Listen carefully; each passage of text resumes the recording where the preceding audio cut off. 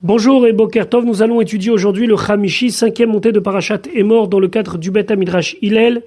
Bet HaMidrash fondé à la mémoire du Rav Hillel Pevzner Zichrono Livracha. Notre étude commence au Perek Chav Gimel, 23e chapitre du livre de Vaïkra, Pasuk Chav Gimel, verset 23. Donc après nous avoir parlé des fêtes de Pessah et de Shavuot, la Torah maintenant continue à nous inviter aux différentes fêtes de l'année. Donc maintenant, nous allons parler de la fête de Rosh Hashanah. Pasuk Rav Gimel, Vaïdaber Hashem el Moshe les morts. Hashem a parlé à Moshe en disant.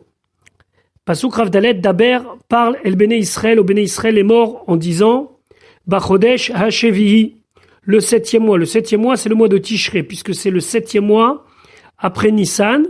Be'echad lachodesh, le premier jour de ce mois de Tishri. Yeh lachem, ce sera pour vous Shabbaton, un jour chômé. Zichron teroua. C'est un jour où vous serez rappelé par la sonnerie. Mikra Kodesh, jour de convocation sainte, vous devez l'annoncer et vous devez le respecter. Rashi Zichron Teroua va donner un autre éclairage à ces mots. Pourquoi ? Plus tard dans la Torah, on verra que le jour de Rosh Hashanah est appelé Yom Teroua Yelachem. C'est un jour de sonnerie. Alors qu'ici, on nous parle que de Zichron Teroua, un souvenir de sonnerie. Pourquoi ? Alors Rachid expliquait, Zichron, c'est le souvenir que l'on a le jour de Rosh Hashanah. Grâce à quoi ? Grâce au psuké Zichronot ou psuké Shofarot. Lorsque on fait Rosh Hashanah, on sait que pendant la tefila du Moussaf de Rosh Hashanah, on dit des psukim qui nous rappellent aux yeux d'Akadosh Baruch Hu. D'ailleurs, la bracha finit par Baruch Ata Hashem Zocher Aberit. Et aussi, on dit des psukim de shofarot, des psukim qui concernent le shofar. Pourquoi ?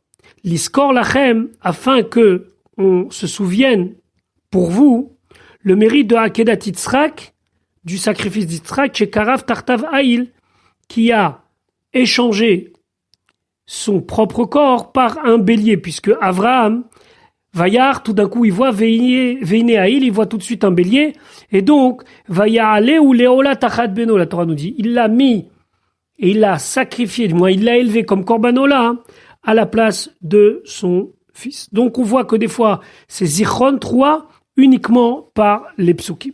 Donc, Chachamim, plus tard, lorsqu'ils vont décider qu'on ne sonne pas du shofar pendant Shabbat, vont se baser là-dessus pour dire que des fois, c'est Yom Teroua, et des fois, c'est Zichron Teroua. Pasuk Rafé, Kol Melechet Avodalota, sous tout travail ne devra pas être effectué.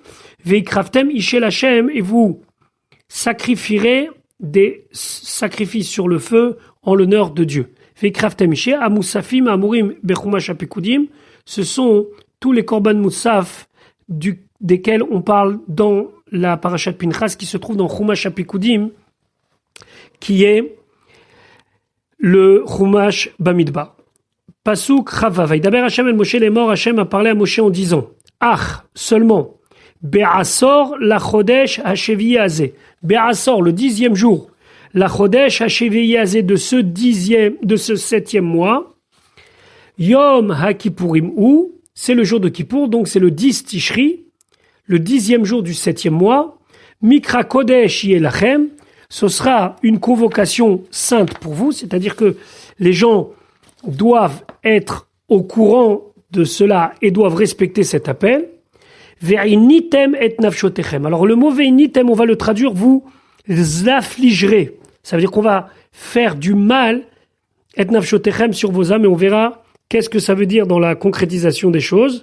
Ve'ikraftem ishel Hashem, et vous apporterez un sacrifice par le feu pour Hashem. Donc ici, bien sûr, on reconnaît la fête de Kippour, Vinitem et Nafshotechem, et nos Chachamim vont apprendre qu'il y a différents Inouïm, différentes manières d'affliger l'âme.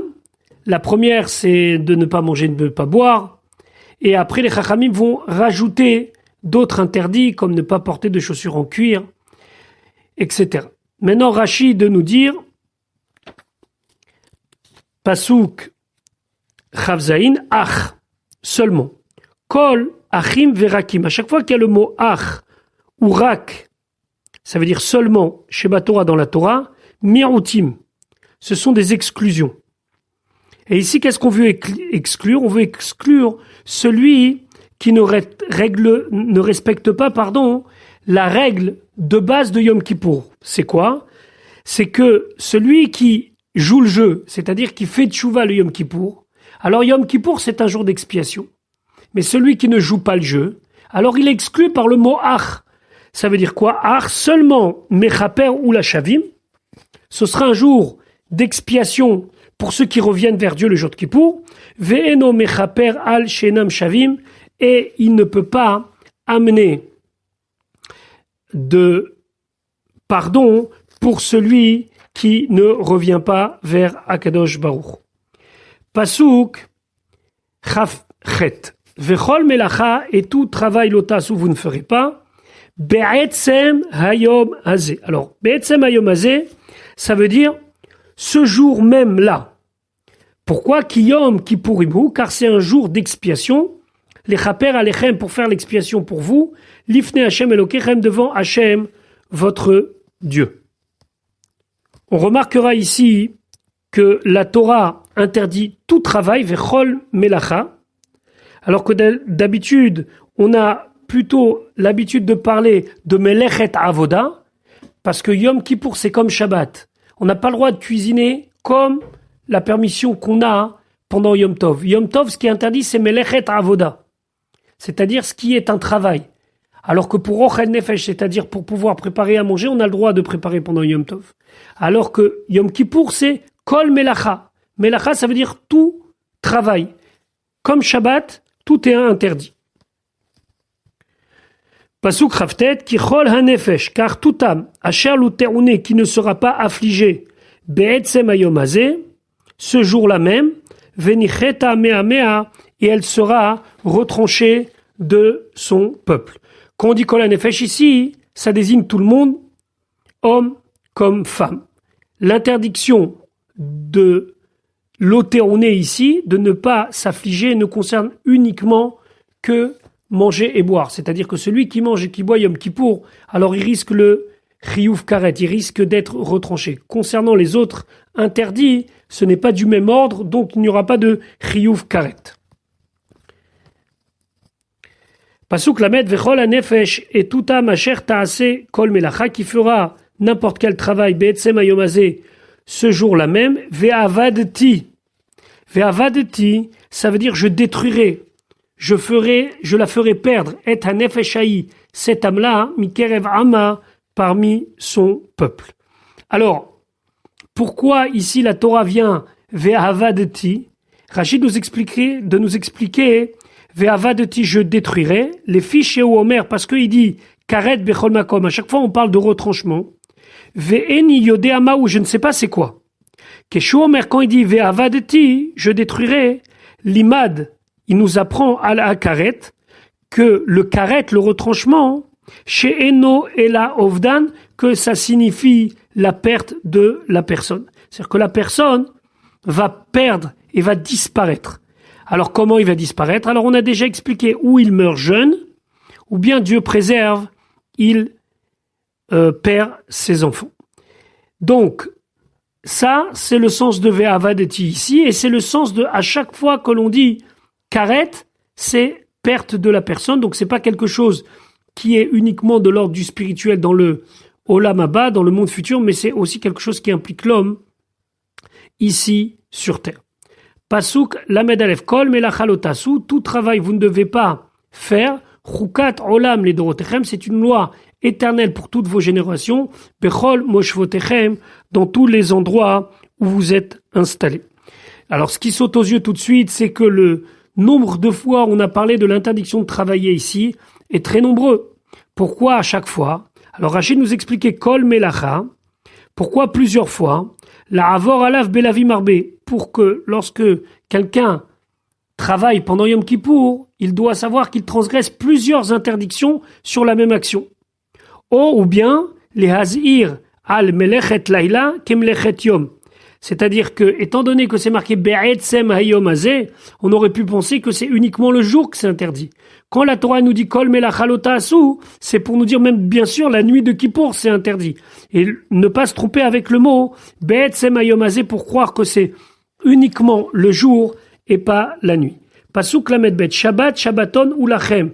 C'est le Shabbat des Shabbats. Ça veut dire que la Kedusha de Yom Kippour est une Kedusha très particulière. Elle s'appelle Shabbat Shabbaton.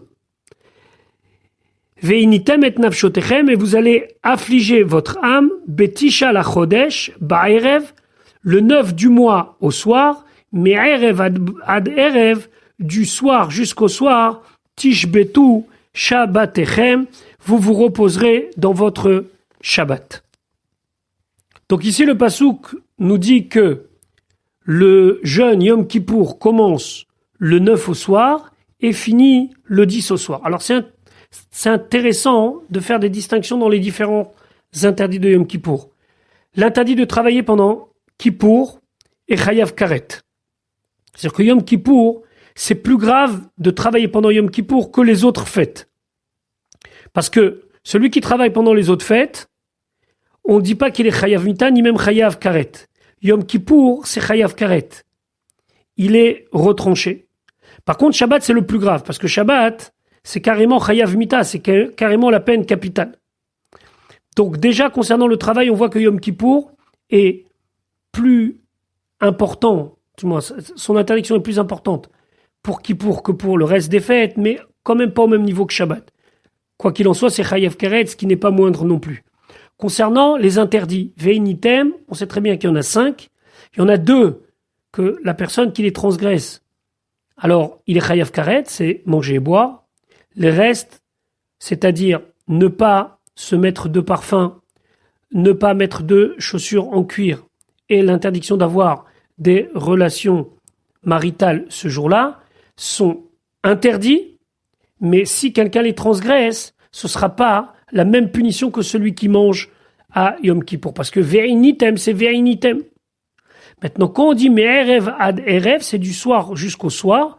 Pourquoi la Torah, elle nous dit le jour du 9? C'est pour nous dire qu'on doit faire rentrer Yom Kippour quand c'est encore le 9 Tishri, avant la tombée de la nuit. Donc c'est la raison pour laquelle on dit, c'est ce qu'on sait communément, c'est que le jour de Kippour dure 26 heures. Parce qu'on commence avant la tombée de la nuit et on finit après la tombée de la nuit. Et donc, en gros, c'est 26 heures. Voilà pour aujourd'hui. Je vous souhaite une bonne journée. Bezrat Hashem, à demain pour la suite de notre étude.